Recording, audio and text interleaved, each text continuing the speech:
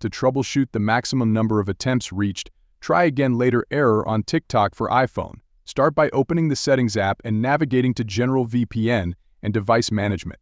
Connect to any VPN and check for a resolution. If the issue persists, reset your network settings by going to Settings Transfer or Reset iPhone. Reset network settings. Re-enter your password to confirm. Alternatively, manage iPhone storage by going to Settings iPhone Storage, finding TikTok, and selecting Offload App. Then, reinstall TikTok.